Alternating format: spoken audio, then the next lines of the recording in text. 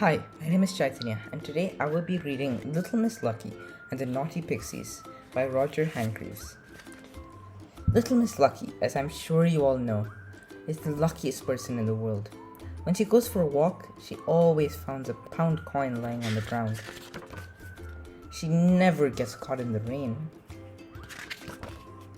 And even when things go wrong, she is lucky.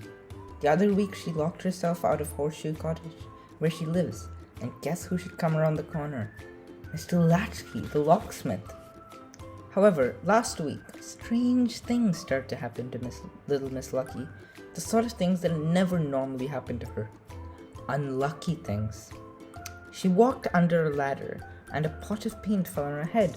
Splat! When she was walking down this high street, she fell into an open manhole. Bump! As she was passing someone's garden, she was soaked by a sprinkler. Splash! Little Miss Lucky could not understand what was going on. But have you noticed anything? Have you noticed anyone new nearby when these unlucky things happen? That's right, some small troublemakers are playing tricks on her. And do you know who they are? I'll tell you. They are pixies. Very naughty pixies. Poor Little Miss Lucky did not know that pixies were to blame though. She thought her luck had run out. She was so worried that she went to Dr. Make You Well. But the doctor was not there, and nobody knew what had happened to him. More bad luck, thought Little Miss Lucky to herself. The next day, she paid another visit to Dr. Make You Well's surgery. But again, he was not there. Double bad luck. On her way home, Little Miss Lucky met Little Miss Wise and explained to her how she had run out of luck. I suspect, suggested Little Miss Wise, that it is not so much a case of bad luck as somebody playing tricks on you. Somebody like Mr. Mischief, for instance. The more Little Miss Lucky thought this over, the more she hoped Little Miss Wise was right. That evening, she devised a plan to catch the culprit. She sprinkled flour on the floor around her bed before she went to sleep. In the middle of the night, while Little Miss Lucky was fast asleep, those naughty pixies crept into her house. Their first naughty deed was to swap the sugar in the sugar bowl with the salt in the salt cellar. Then the pixies sneaked upstairs and left the largest alarm clock you've ever seen on Little Miss Lucky's bedside table.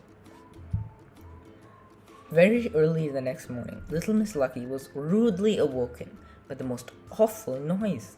Clang, clang, clang, ran the giant alarm clock. Little Miss Lucky's ears were ringing. When she looked down on the floor, there was a trail of flowery footprints for her to follow out of the door and down the stairs. Flowery footprints that were much too small to be Mr. Mischief's. And, as I'm sure you can guess, those flowery footprints led Little Miss Lucky all the way to where the pixies lived. The pixies were so surprised and worried at being caught that they promised there and then to never play another trick on Little Miss Lucky. Little Miss Lucky left feeling very happy, knowing that she was just as lucky as she had always been. When she got home, she made herself a well-earned breakfast, eggs on toast and a pot of tea. She was so busy thinking about the pixies that without realizing, Little Miss Lucky poured salt in her tea and sugar on her eggs. But you and I know that she didn't, did she? Because of the naughty pixie's nighttime tricks, her breakfast was not spoiled.